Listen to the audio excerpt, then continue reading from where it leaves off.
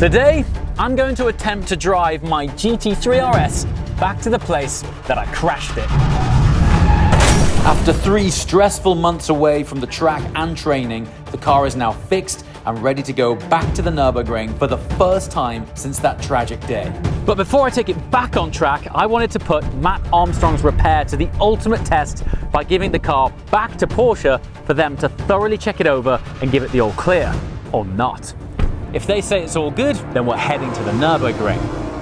But if Porsche find out for some reason that there's hidden damage or a bad repair, this could mean that my car is unsafe to drive, leaving me with a massive financial problem. So let's get the car inside for Porsche to assess, and fingers crossed, Matt has done a good job. Now, we've all seen Matt rebuild cars time and time again, but today we're going to find out just how good his repairs really are.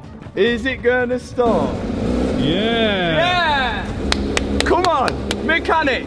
Many people are skeptical of crash cars that have been put back on the road, but Porsche are now doing their 111-point inspection, the same check they do before selling a Porsche as an approved car with warranty from their showroom. So if anyone was going to find problems with this car, it's these guys, and the results are in.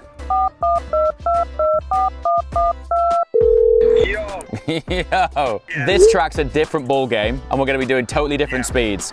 So I thought, just for peace of mind, I'm going to take it to an official Porsche center and have them check it over. And what they said to me was, we'll do our official 111-point inspection. And that's what they do. Yeah, that's what they do before they can classify a Porsche as an approved car suitable for sale in their showroom. So it's thorough, right? And right here, I've got the book. Oh no. With lots of pages for inspecting your work. So, before I give you some feedback, what do you think they said? A few things I would say to pick up on it is the sticker on the side. Other than that, there was an under tray. I think it had a little nick in it, and we decided to keep the under tray rather than replace it because it wasn't too drastic. It wasn't like it was something that could have been done on the road anyway. I can't think of anything else that they would have picked up on. Mate, you've got a very good memory. so as it happens, they picked up on all those things, but they said because they were aesthetic, it wasn't a problem. And every single one of the 111 checkpoints to make this an approved Porsche has been greenlit. Every single one is greenlit, dude. So when do I get my Porsche certificate? Not only that, and this is unbelievable, by the small print on this document here, it literally says if it passes the 111 check inspection, it also maintains its warranty. No. Yeah, can you believe that? No way. Yeah. So right now, at the top of this, I've got all 111 points checked, and it says warranty type, standalone warranty, Porsche approved. Right, where's my Porsche certificate right now? Absolutely nailed it, bro. Thanks so much for that. I really appreciate it. Thank you, and congrats on your top work, clearly. Legend. Right, good luck in the ring. Thanks, mate. See you soon. So that's it. We have the all clear from an official Porsche center. Not only is this awesome to know I've got a safe car, but it's potentially game-changing for the Sub-7 Challenge, which I'll share with you shortly. The fact that this car was crashed into a wall and rebuilt by Matt and his dad back to Porsche spec is insane, but that's amazing news for us. If I ever had any doubt about a repaired car before, now it's all gone. And the best news is that I can confidently use this car to continue my long journey towards a potential Sub-7 full lap time. However, it's been 3 months since the crash, and if I'm honest, I'm pretty nervous as it's been a long road to get this car back to where it is now, but I need to try and forget the past and focus on the goal ahead.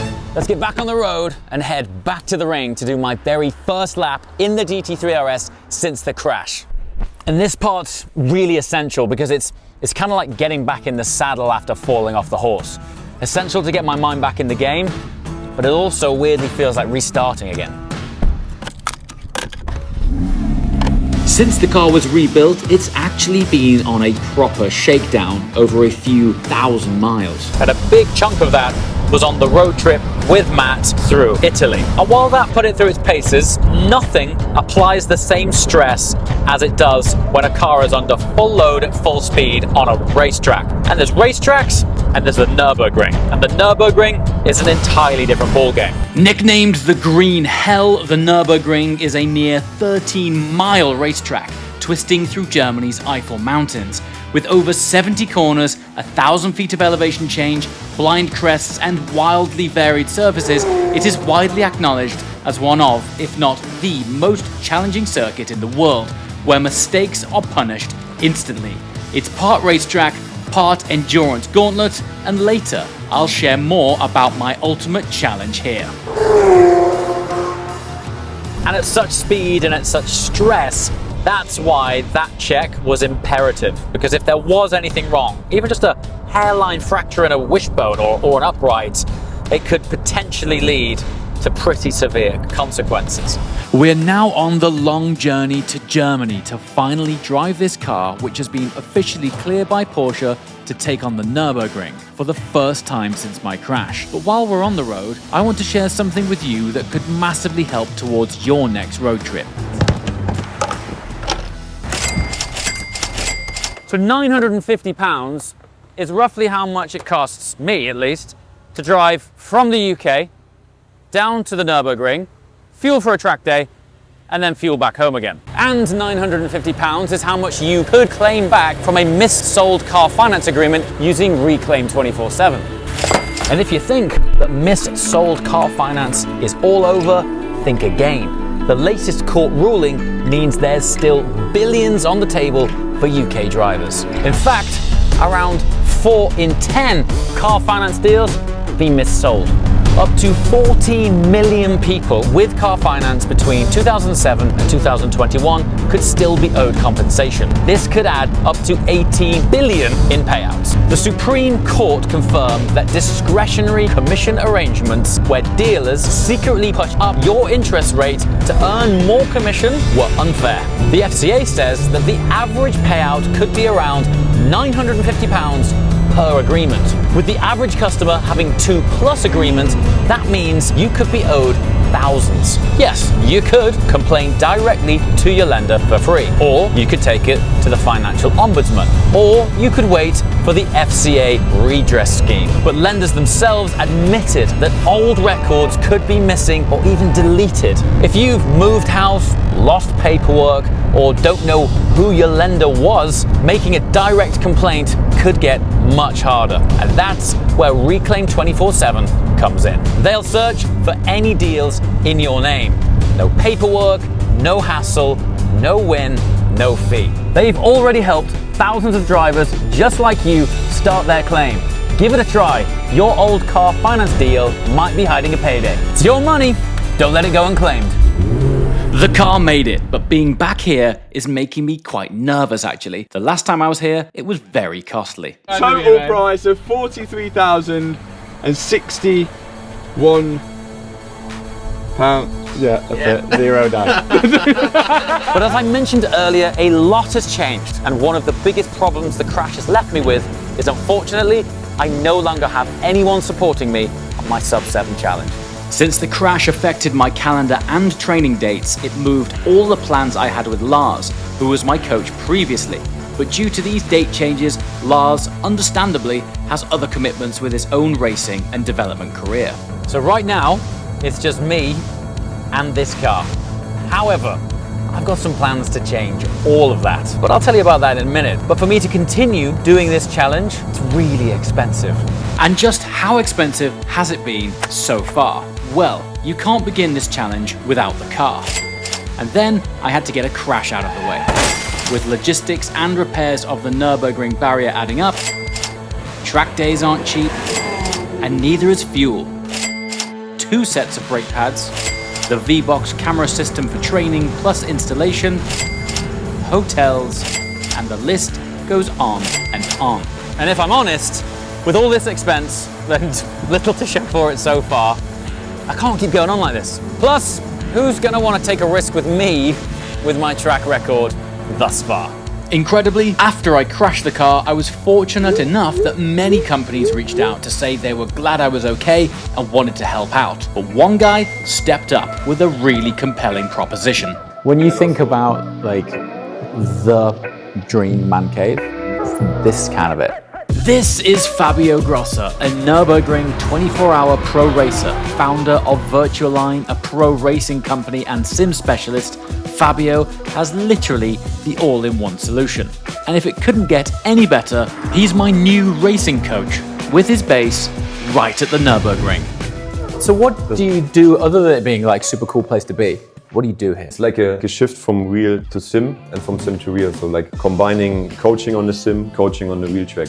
Right. V-Box training for wheel driving and then also like putting the V-Box data on the sim and all combine it together. So you've got like coaching, sim training, and you being a pro, you will also offer real world training. Yes. The importance of this incredible facility is that it's now my base and my team for Sub 7, and without Fabio's support, the mission would be impossible. Having the right team can transform everything, which is why I'm so thankful to join Virtualine for the next chapter. Also included is like the workshop and also the lift because they want to change pads, they want to change some tires. If you're a customer of Virtualine, you can come and do like basic maintenance on your car here. Yes. That's a proper trophy. What's that one from? It's 2023 and we finished Cup 3 class as champions.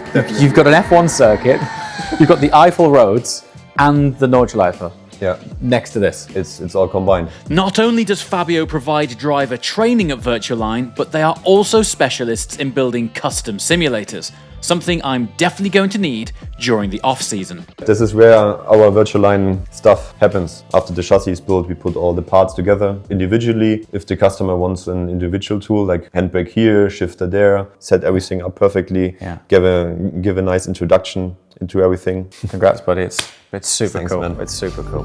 But there's still one major hurdle I have to overcome before training begins with Fabio. My first lap of the Nurburgring since the crash and facing the corner that changed everything. With a fresh set of Michelin Cup 2R fitted, it's time to head to the track and face this thing head on. This is actually it. I'm actually going back out on the Nurburgring for the first time since it was a bad time. And I'm pretty nervous about it. Now I'm here, it's kind of setting in. So let's get this one out of the way.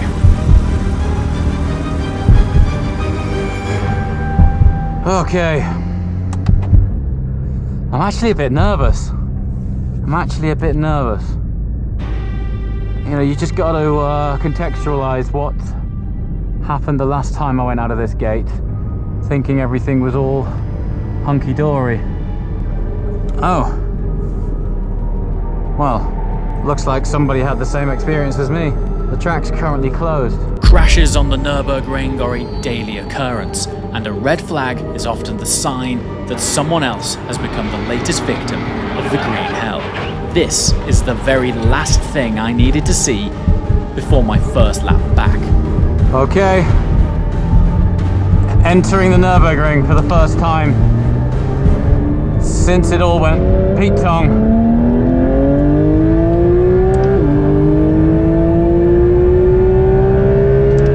Now I'm not here to do anything other than just get in the zone.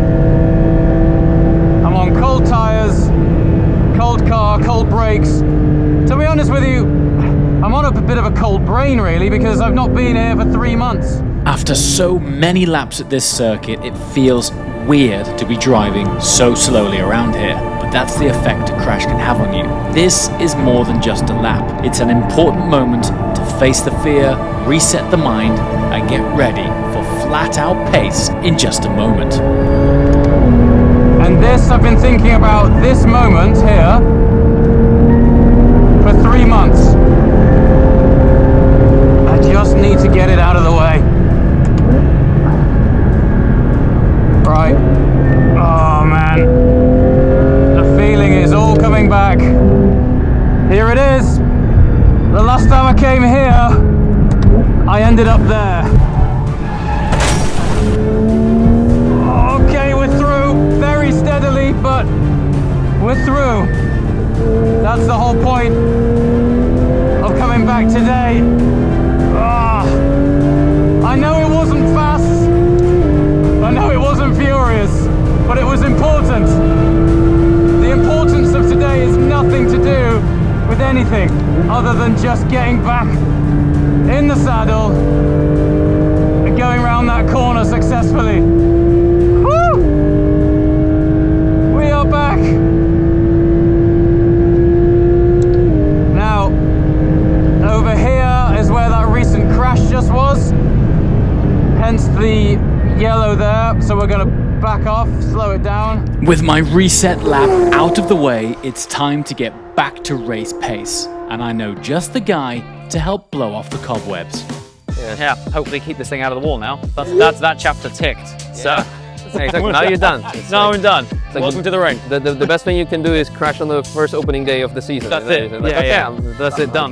This is Misha, Today is going to be very exciting. one of, if not the best known personalities at the Nurburgring. Not completely fair comparison. He's completed more laps here than anyone I can think of, and in hundreds of different cars, giving him a truly unique perspective of the ring. And today, we're going out for a tandem blast to get me back to race pace. Anyway, James is back after having his car rebuilt, and he's doing some PTSD management or something. It was real. Yeah, Honestly, it is. when I came back, I was like, I'm only concerned about hats and back. Yeah. And I'm not. I'm concerned about everything. I'm concerned about everything. I ran into James. I'm like, hey, you want to go for some laps?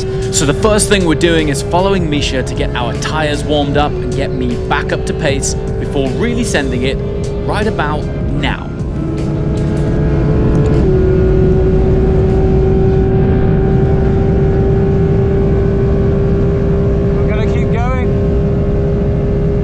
My speedo is still set to UK settings, so the speed you're reading is in miles per hour. Coming up under the bridge toward the end of the Dottingerhoe Strait is a 176 mile an hour left-hand kink. It's so wild turning in at that speed, but the GT3 RS's aero keeps the car super planted.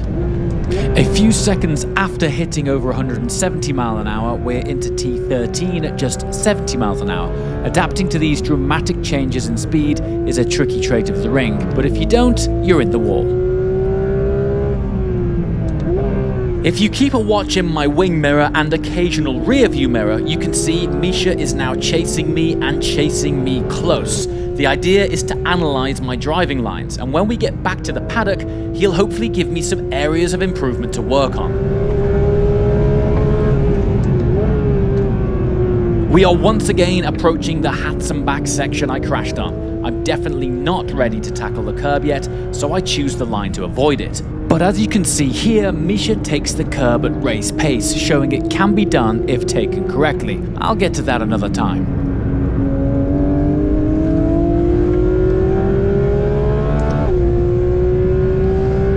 We are now approaching the Quiddelbacher crest that tips into a notorious right-hand corner called Flugplatz, made infamous because aero-sensitive cars used to literally take off there.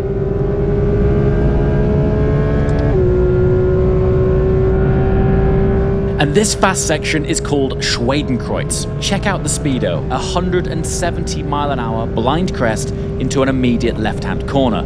Brake timing and reapplying the throttle to keep the car balanced into this fast left is essential.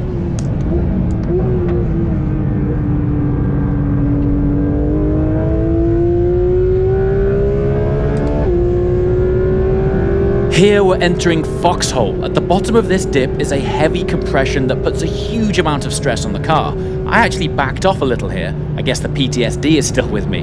But usually the GT3 RS is capable of 170 miles an hour at the bottom there.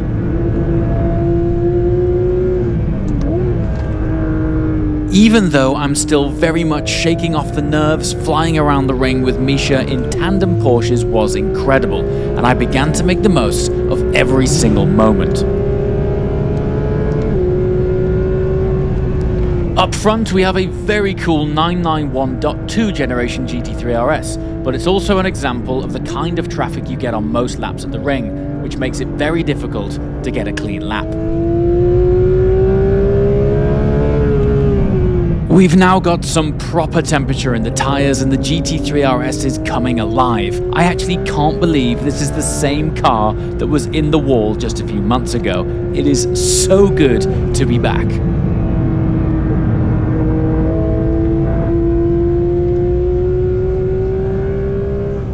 We've spoken a lot about fast corners, but this tight left is Versiphon, the Nurburgring's slowest corner with a tricky trailed braking section on entry.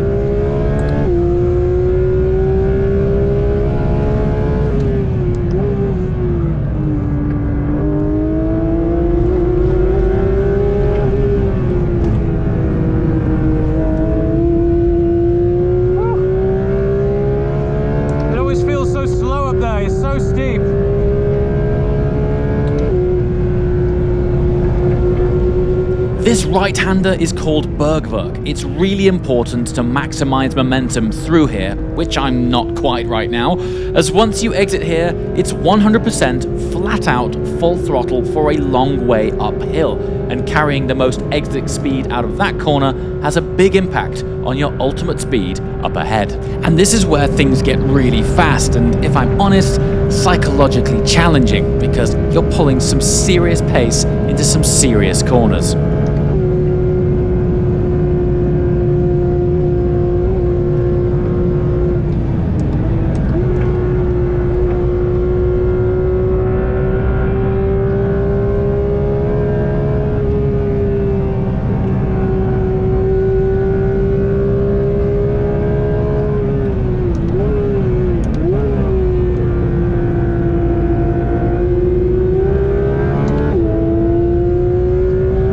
We are entering the famous carousel, a 240-degree hairpin that has a surface change to concrete with a 30-degree incline. No matter how many times you take this corner, you never get tired of just how wild it is.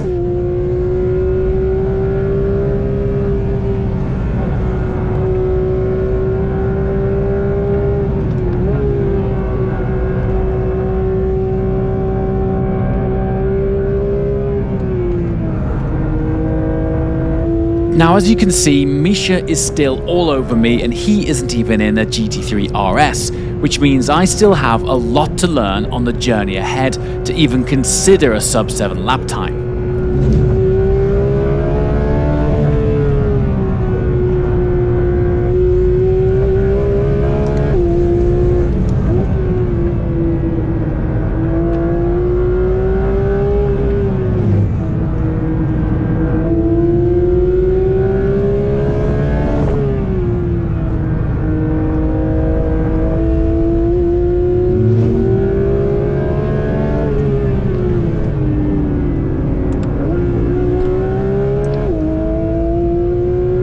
This unassuming crest here is called Flantgarden, but it's essential to brake lightly just before the crest, lift off the brake as the car jumps in the air, and then get back on the brakes when you land to avoid the ABS locking up mid-air, causing you to drive straight on into that wall.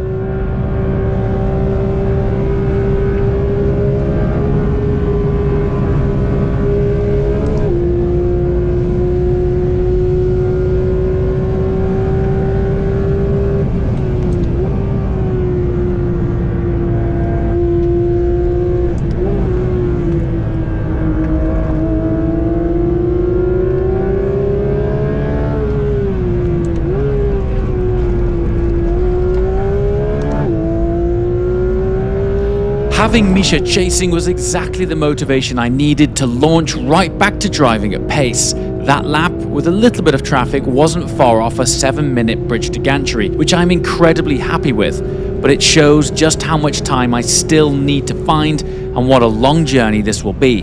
But I can't tell you just how amazing it feels to have this car back at the ring after going through so much. We are finally back in the game. I think the value in this is to speak to Misha because he's just been following me. Just to ideally just say, hey, I think you can improve here, I think you can improve there. So this man's got more laps than most. So it'll be super cool to get a debrief on that and see what he thinks on things, but great fun, great lap. And I tell you, Misha's going well. I mean, don't forget, I'm in an RS, right? So he's all over me in a non-RS car, so plenty to learn, which is great. Super interesting. Super interesting. How was that? Just, I mean, the full thing, but first of all, the fast laps before, some of the most fun I've had. Yeah. Following you, knowing that you know what's up, right? Yeah. So when we're like flying into corners at a certain pace, just gives you confidence following someone.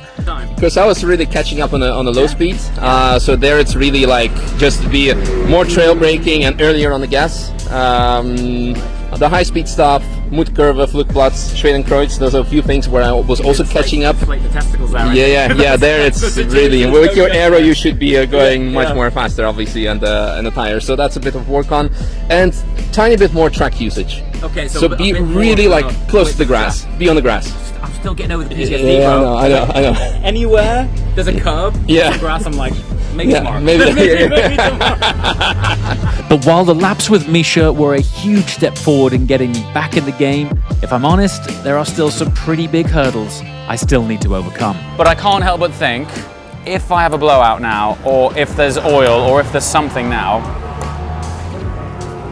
it's going to be a lot worse than it was when I was at Hatzenbach. And the track day the other day, when I saw that M2 have the blowout, messed with me big time.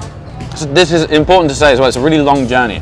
This isn't about, I've got to get it done by September. Like, this will happen when it happens. This is going to be a reoccurring theme that runs through the channel gradually, bit by bit, to take you on a really authentic journey as to the next time you see a manufacturer or a brand or a driver or whoever set a sub 7 lap time, you'll never look at it the same way again. It's really, really hard. Today is exactly what I needed. If I was going to do this challenge, I needed to be in the right headspace, have the right team, and have the right car.